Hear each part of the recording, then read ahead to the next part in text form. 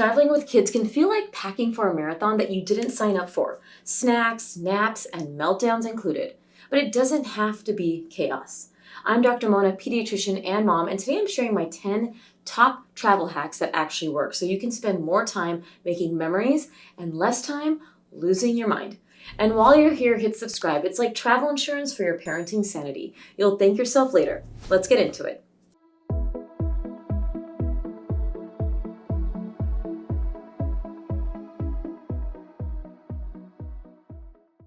Confession.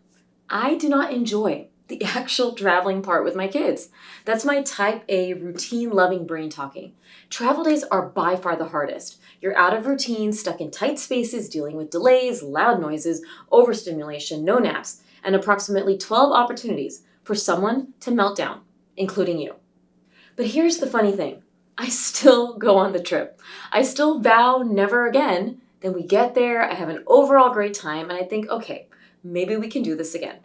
No trip goes according to plan, and accepting that actually makes the whole thing easier. I still remember a flight from New Jersey to Florida Memorial Day weekend where I swear I aged 5 years. Our flight got canceled as we were literally driving to the airport. No reason. We pulled over on the side of the road to scramble to find something on Memorial Day weekend. We found a connecting flight, got on, we were all separated, and a man wasn't willing to swap so we could all sit together with our kids. My husband ended up in a middle seat with our toddler Vera, screaming while the plane sat on the tarmac for 2 hours with no air conditioning because of a maintenance issue. We were done. Mentally, spiritually, emotionally done. Before you even pack a bag, pack some grace. Something will go sideways, and that's not failure, that's just traveling, especially traveling with kids. Reframe the goal. The win isn't a perfect trip. The win is the connection and the experience. And if the stress outweighs the benefit, it's okay to skip the trip this season. You're not missing out. You're tuning into what your family needs right now. And maybe it's based on the ages of your children or the tolerance that you can hold. Pack light, but pack smart. Most hotels or rentals have cribs, strollers, or high chairs. Borrow or rent when you can. Less stuff means more freedom. Car seats are the one thing I recommend bringing if possible. You know how to install it and that it fits. But if you're visiting trusted family, use your judgment. Maybe they have an accurate car seat and you can install it when you get there. My system is simple. 1 outfit per day plus a backup. If there's any special event, pack those, including the shoes. Wipes, sanitizer, meds, snacks, and comfort items. If there's laundry where you're going, pack even less. I keep a small checklist on my phone. Before every trip, I run through it and toss everything into the bag so packing feels faster and less overwhelming. I also always bring a reusable, sealable bag with paper towels or wipes for airplane spills, because there will be spills. A few small hacks that help a ton. Keep 1 small under-the-seat bag with wipes, snacks, and a comfort item, 1 activity, and a change of clothes for you and your kid. Don't forget a spare shirt for you yourself. Shrink your diaper bag. Bring the real non-negotiables only, and pack everything in the carry-on or the check-in. Snacks are strategy, not bribery. Snacks aren't bribes, they're survival tools, especially on a plane. Stick to low-mess options like bars, cheese sticks, crackers that aren't so crumbly, or pouches. Offer them during transitions or delays and always pack more than you think you'll need. Let older kids help choose a few so that they feel in control. And pack snacks for yourself. Like I mentioned, go for low-mess snacks. Like seriously, leave the popcorn at home if you're on a plane. Not only is it a choking hazard for kids under 4, it's really messy. So common courtesy and safety. But here's the part most parents miss. Include at least 1 fresh snack. Blueberries, cut fruit, cucumber slices, snap peas. Kids get constipated when they travel because they move less, they drink less water, and their routine gets tossed around. Fresh, fiber-rich snacks help keep things moving. I give each of my kids their own small snack container appropriate for their age. They help pack it, a fruit, a veggie, a favorite cracker, another favorite snack. Simple wins like fruit, mini sandwiches, dry cereal, turkey roll-ups, snap peas, banana slices. Anything that doesn't need to be refrigerated. And speaking of fuel, subscribe to this channel for weekly parenting tips that feed your sanity, not just your snack bag. Next, protect sleep, but stay flexible. Sleep can make or break a trip, but chasing perfect sleep will break you. And kids under 3.5, even the super independent sleeper in your home, usually needs more TLC in a new environment. That's not regression, it's adjustment. Their little nervous systems are trying to make sense of a place that doesn't smell, sound, or feel like home. Let me give you an example. We once did a last-minute trip to Key West, totally drivable from where we live, low stress, and our son was 2.5 at the time. He was an independent sleeper in a crib, so we traveled light and used the hotel crib. Except the hotel crib felt like a cement block, hard as a rock. He wouldn't sleep, and honestly, neither would I. So we brought him into our bed thinking, okay, this will solve it. Nope, because he never slept in the bed with us. He thought it was a midnight pajama party, jumping, chatting, rolling around, and none of us slept. We were so tired the next morning that we canceled the second night and drove home.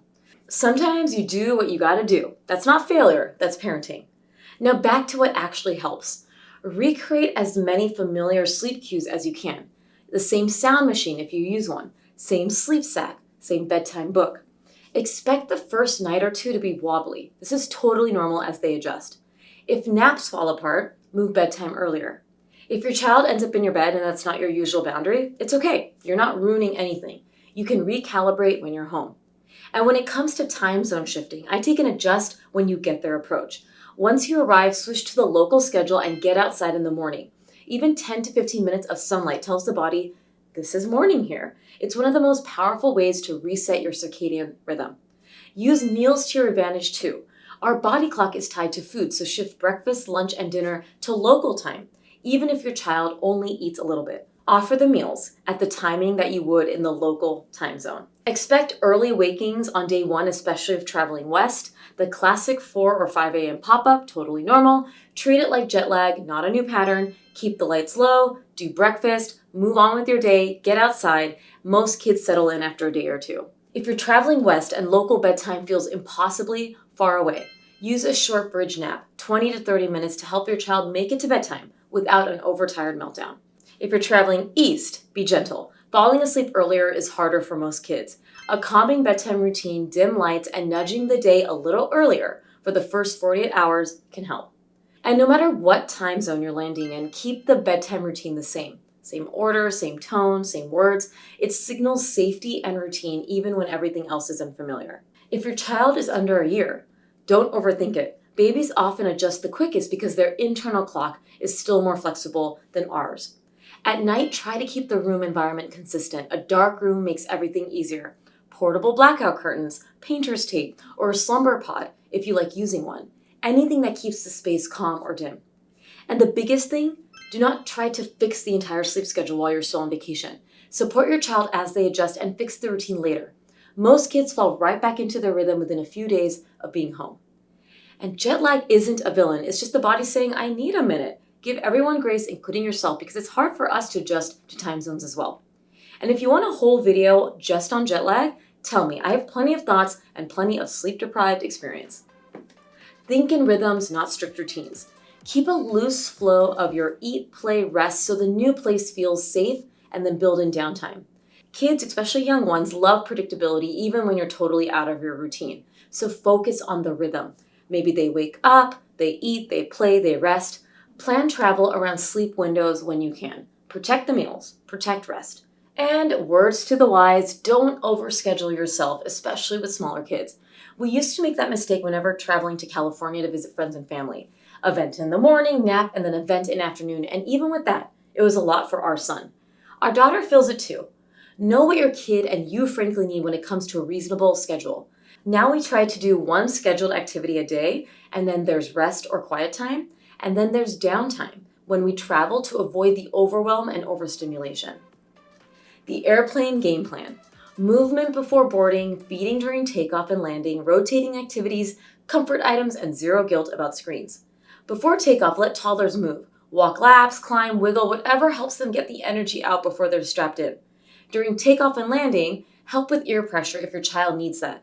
Nurse, a bottle, pacifier, or a drink, or a gentle massage right in front of the earlobe can help too, especially for kids who get ear pain. On the flight for kids over 3, bring their favorite activities, a few snacks, and screens if you use them. Traveling with this age is surprisingly pleasant, thanks to the longer attention span and an ability to follow directions. For toddlers 1 to 3, rotate activities once the last one is truly done. That's how you stretch the time.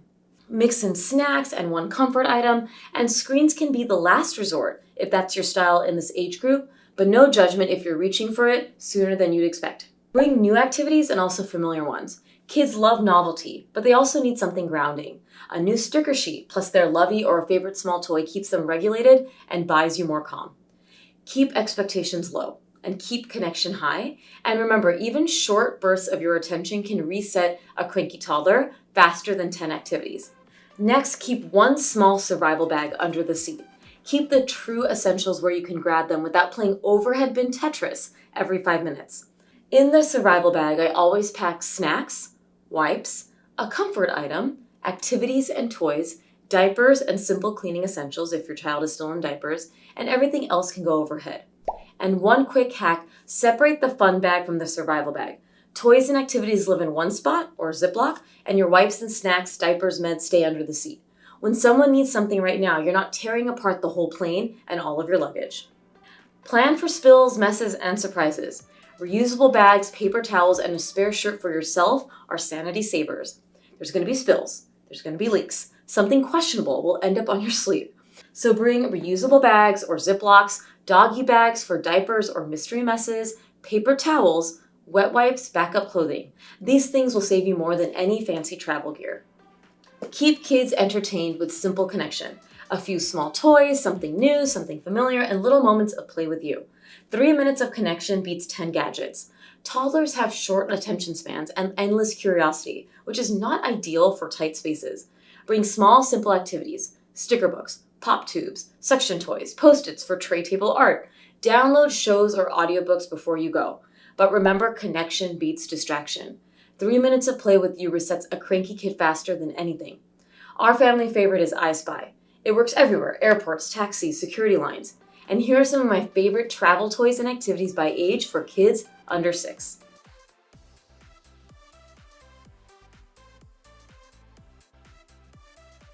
And an important hack or tip, mindset reset. You set the tone. Do you want cranky pants energy or go with the flow energy? I say this as someone with travel anxiety. Even before kids, I'd wake up cranky on travel days because my nerves were already in charge. Add kids and it hit a whole new level. I'd spiral into, this is going to be horrible, this is the worst, we're all going to be tired, and honestly that only made everything harder. What helped was watching my husband's calm. Kids model us, but sometimes we need someone to model calm for us too. I started matching his pace and focusing on the moment in front of me instead of all of the what-if scenarios. And here's the truth. Travel does require flexibility. Sleep is going to be off. Meals may look like grazing. There will be more screens, more sweets, and fewer rules. But that's how we travel as adults too. You're not breaking your kid by letting the day look different. It's realistic. Also, if travel in this season doesn't feel worth the time, money, or energy, you don't have to do it. There's no reward for powering through a trip that drains you. Chaos will happen, and when it does, take a breath before reacting. Your calm becomes their calm. And you won't remember the meltdown on row 18. You'll remember the giggles 10 minutes later. End your travel days as you would at home, with connection. What was your favorite part of today? It softens the hard parts and brings the good moments into focus. Because travel isn't about control, as much as I want it to be. It's shared stories, shared messages, shared memories. Even the hard ones count. Sitting on a tarmac for 3 hours with a wiggly toddler in the middle seat after a canceled connection, that's the moment that makes you swear off travel forever. But this mindset, this is what lets you go back for more. Because the snack-covered seats, the belly laughs, the unplanned moments, that's what sticks and the memories you have when you get to your destination. And here's the wild part. Even as a travel anxiety mom, somehow I've raised a kid who recently said, "Mom, when is our next plane trip? I love traveling with our family." Proof that the good shines through even when the days with travel feel messy. So next time you're loading a car seat at 6 a.m. or sprinting through an airport, remember you're doing it and you're giving your kids a memory that they can hold. And hopefully you will as well. And remember, if you want more tips that make parenting feel lighter, hit subscribe. No boarding pass needed. Okay, before we wrap up, I have a few bonus hacks that didn't quite fit in the top 10, but are absolute lifesavers when you're traveling with kids. The sit down first rule. Settle in at the gate, do snacks, potty, water, then let toddlers explore. Saves you from chasing them while juggling 10 tasks. Pre-download everything if doing screen time, and open it once at home. Nothing humbles a parent like an app that won't load offline at 30,000 feet in the air. The plain potty pep talk. Those laboratories or laboratories can be loud. Tell them it's tiny, it's loud, but it's safe. 1 minute of prep avoids a mid-air meltdown over the flush. bath or outdoor times as a reset. If you are traveling and need some regulation, get outside or get into water. Tiny medicine kit. In my medicine kit, I have a thermometer, ibuprofen, which is great for kids 6 months and up, Pedialyte if my older is constipated, saline spray, and chest rub. These things don't take up a lot of space, but if I'm traveling in the country and I don't want to take it, I can usually buy it at my destination. Don't have blackout curtains? Black garbage bags with heavy-duty tape works wonders. Give your child designated roles appropriate for their developmental level in the travel process so they feel in control. Press the elevator button, push the suitcase, carry their water bottle, help scan the boarding pass. Jobs equal regulation and fewer battles. Bottom line, travel days aren't normal days. More snacks, more screens, later bedtimes, all gonna happen. You're not off routine. You're living differently for a few days or a few weeks. And you can't control every hiccup, but you can control your tone, and that's what your kids will remember. For me, travel with my kids has taught me that the memories don't need to be perfect to be magical.